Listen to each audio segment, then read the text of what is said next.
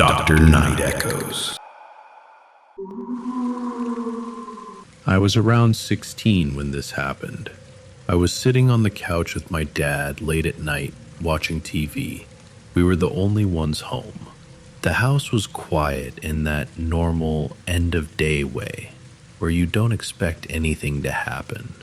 At one point, I noticed movement in the reflection of the TV screen.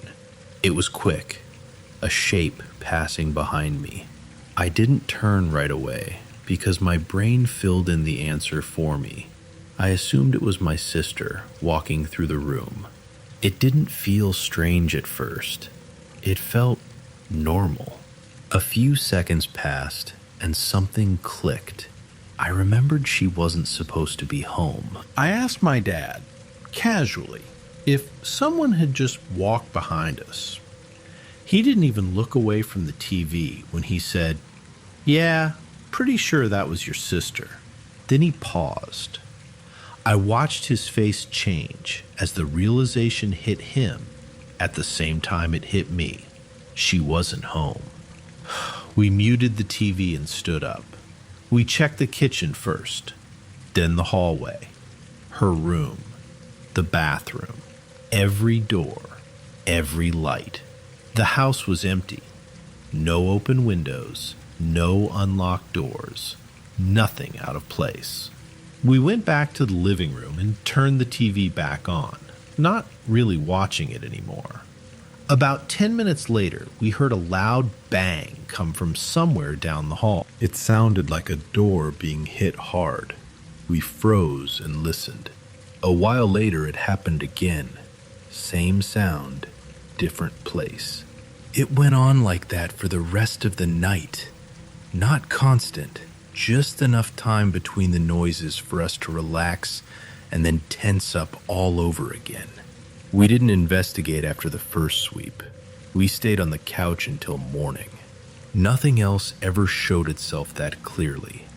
No voices, no footsteps we could follow, just those occasional sounds and the memory of seeing someone who shouldn't have been there.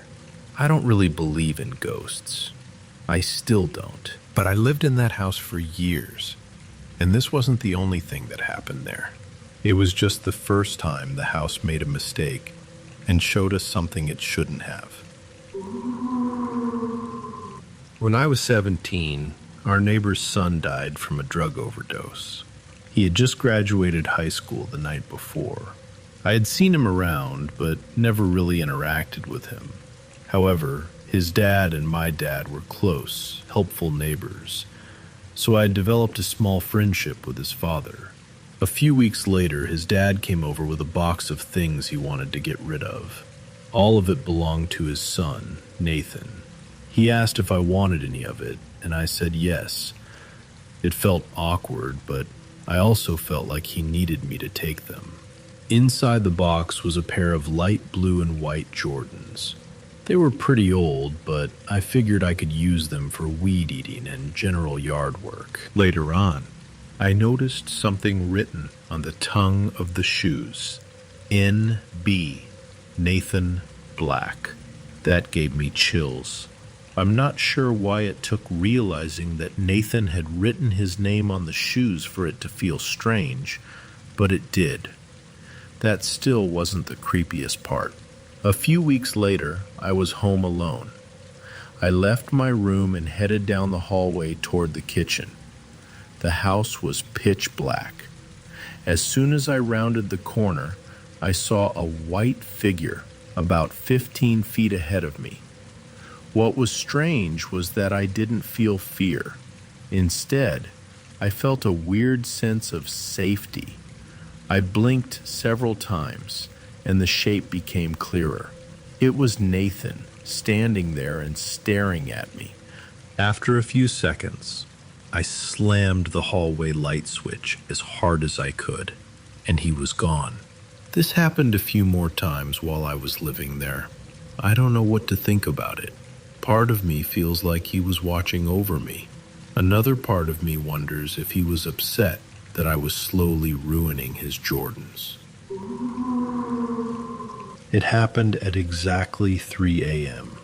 I know because the number was burned into my head afterward. I woke up to sound. Not a sudden blast, but something slowly getting louder. I opened my eyes and saw the TV volume bar climbing on its own, one notch at a time. For a second, I thought my cat had stepped on the remote. I reached over and grabbed it. She wasn't anywhere near it. The remote wasn't pressed against anything. The volume kept rising. My heart started racing. I shut the TV off and sat up in bed, listening to the silence that followed. The room felt wrong, like it was holding its breath. I kept staring at the TV, waiting for it to turn itself back on. About a minute later, my boyfriend came into the room. He looked annoyed and half awake. He said his computer had screwed up. He'd been in the other room all night, like usual, mixing and recording music with his headphones on. I asked him what happened. He said the volume on his computer had suddenly started increasing on its own. He said it got so loud he had to rip his headphones off. He hadn't touched anything. No keyboard, no dial, no mouse. I asked him when it happened. He stopped talking and looked at me strangely. Then he said, like, a minute ago. We just stood there staring at each other. Neither of us laughed. Neither of us tried to explain it. The apartment was quiet, but it didn't feel calm. It felt aware. We checked everything. The TV settings, the computer settings, the remotes, the cables. Nothing showed any errors. Nothing was loose. Nothing repeated the issue. Everything worked perfectly afterward. We went back to bed, but I couldn't relax. Every small sound made my stomach tighten. I kept expecting the TV to turn back on, or the computer to start blasting noise again. It didn't. What scared me wasn't that two devices malfunctioned. It was the timing. The way it happened in two different rooms to two different people within the same minute. Like something tested one signal, then tried another. I didn't sleep again that night. I eventually took a Xanax just to shut my thoughts off.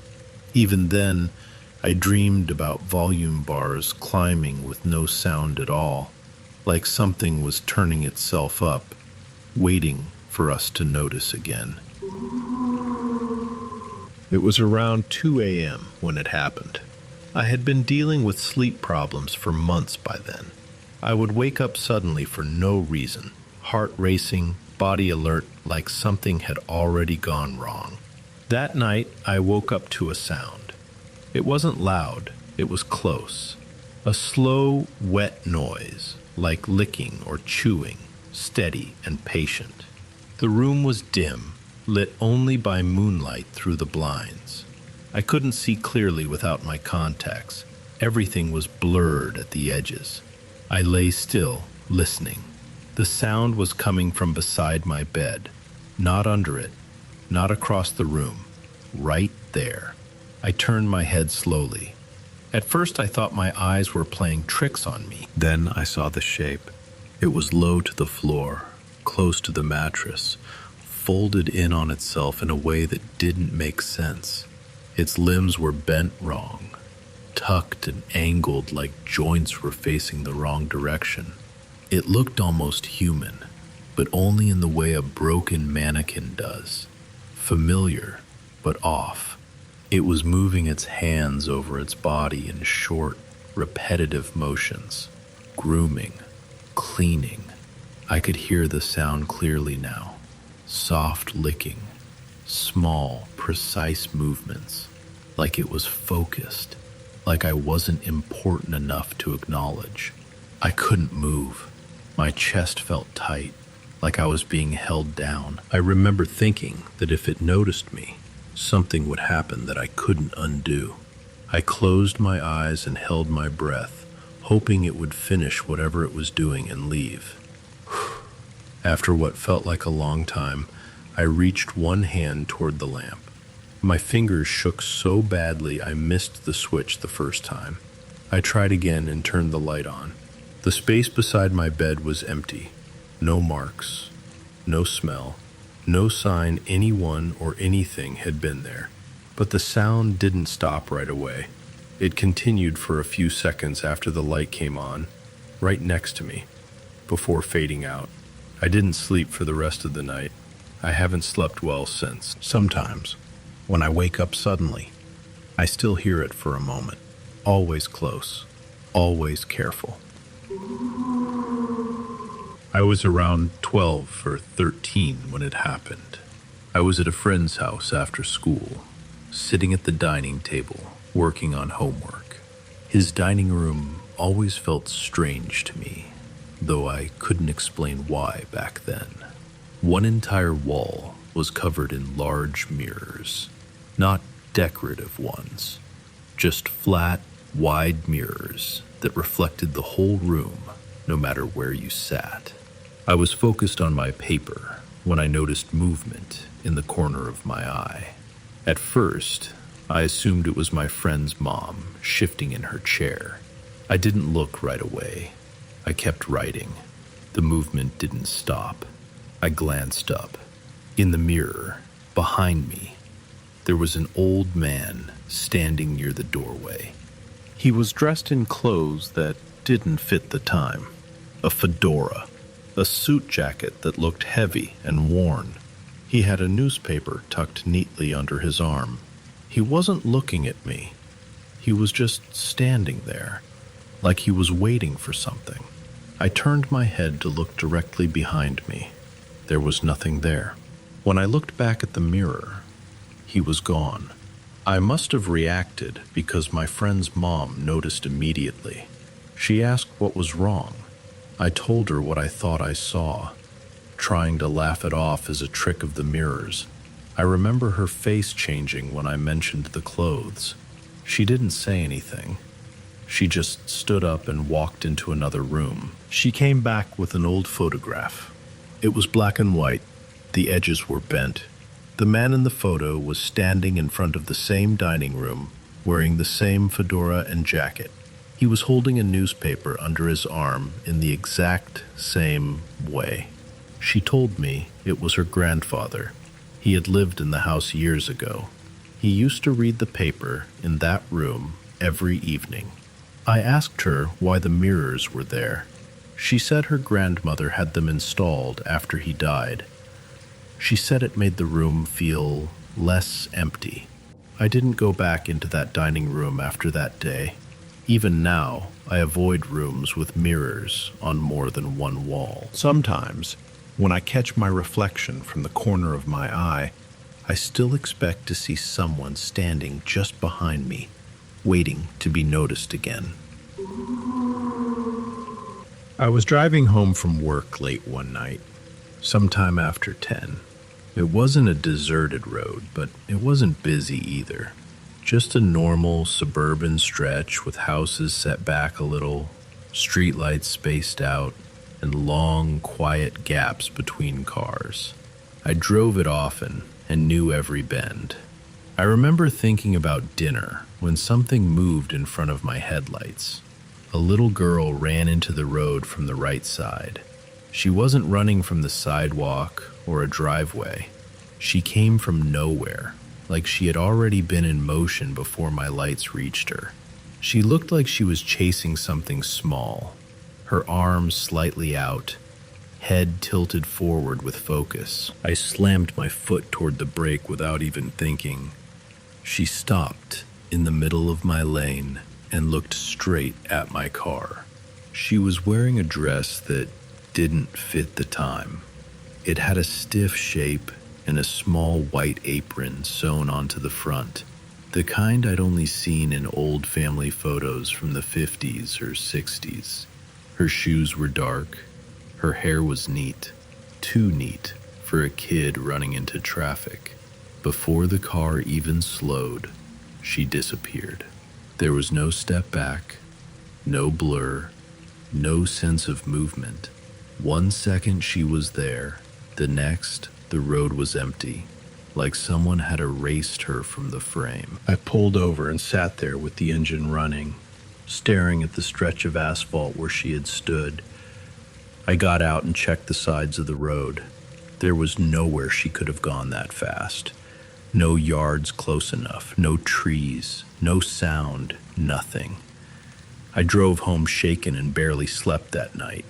For the rest of the year I lived there, I drove that same road almost every night. I slowed down at the exact spot every time without meaning to. I scanned the shoulders. I watched the shadows from the trees. I never saw her again. What stays with me isn't how strange it was. It's how ordinary she looked. Like she belonged there once. Like I interrupted something unfinished. Sometimes I still think about how she looked at my car. Not scared, not surprised. Just checking if I was really there before she wasn't anymore. My grandmother hated cats. Not dislike. Hate. She never allowed one inside her apartment. Ever. Everyone in the family knew that.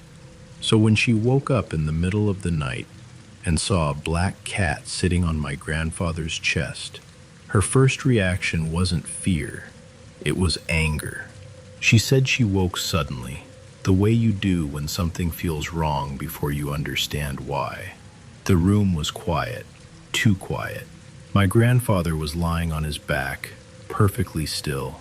On his chest was a cat she didn't recognize, solid black, sitting upright, calm, watching her. She grabbed the broom she kept beside the bed and shouted. The cat didn't run right away. It turned its head toward her, slow and deliberate, like it was annoyed to be interrupted. That's when she swung. The cat jumped off my grandfather and bolted out of the bedroom. She chased it, yelling, heart pounding, down the hallway and toward the front door. The cat didn't hesitate. It ran straight at the door and passed through it, not under it, not as it opened, through it, like the door wasn't there at all. She stopped short, broom still raised, trying to make sense of what she'd just seen. She stood there for a while, confused and embarrassed, convinced she must have been half asleep. Eventually, she went back to the bedroom. That's when she noticed my grandfather hadn't moved. She touched his arm. It was cold. She shook him. He didn't respond. Paramedics arrived, then police, then silence again. They said he had died in his sleep from a heart attack. Quiet, fast, probably painless. Later that morning, after everything settled, one of the investigators asked her a strange question. He asked if they owned a cat. She said no, absolutely not. He showed her the carpet at the foot of the bed. There were paw prints, small, clear, pressed into the fibers like something had paced there for a while before leaving. They didn't lead to the door. They just stopped. My grandmother never slept in that apartment again. She moved out within the month. She still refuses to talk about cats. And every once in a while, she asks if anyone else in the family has seen black marks on the floor that don't belong to anything living. Last year, my family went camping at the same park we visit every year. We usually book the same campsite, which is close to the bathrooms and showers. This time, we booked a little late and ended up with a site far in the back of the park, in a fairly secluded area surrounded by woods. It was a nice change, but also a bit of a hassle, with lots of extra walking to go fishing or use the bathroom. The first night, my nephew woke up in the middle of the night and woke my sister, telling her there was someone outside the tent. She spoke out loud and then leaned against the tent wall. He got scared and pushed back. She went outside to check, but there was nothing there. We dismissed it as a raccoon, even though my sister didn't think that was the case. The second night, we had a few friends visit our site. They brought their dog, who is easily the most well-behaved dog I've ever met, both around people and other animals. While we were sitting around the fire, the dog suddenly started barking aggressively. She was tied to a picnic table away from the fire and people. This kind of behavior was extremely rare for her, so her owner got up to see what was wrong. When he removed the leash from the table, she lunged toward the forest and pulled him nearly 10 feet. He clearly wasn't expecting it, and she had never acted that way before. I grabbed a flashlight and checked the area of the forest she was focused on. There was nothing there. She had seen squirrels, raccoons, and cats before and never reacted like that. Everyone agreed it was strange, but we dismissed it, although it did bring up the conversation about what my nephew had seen the night before. On the third and final night, we could see a storm rolling in. The sky was lighting up with flashes of lightning, thunder was booming, and the wind was intense. We spent about an hour setting up tarps and securing chairs. Everyone crawled into their tents, knowing the storm was about to hit. I was the last one outside because I had to pee. I stood at the edge of the campsite, facing the forest, peeing into the wind. The storm and the trees were already unsettling, but then I heard it. From the forest came the sound of a little girl singing. It wasn't a pop song. It had the slow, steady rhythm of a nursery rhyme. I couldn't make out the words, but I knew it was a child's voice. There were no other sounds or voices. I finished as fast as I could. The moment I turned toward my tent, a loud crack of thunder hit, and I dove inside just as the rain started. My heart was pounding. I was sweating, and I might have been a little wet for reasons I won't explain. The next morning, I told my family what I heard. I don't think anyone fully believed me, but it happened, and it was terrifying.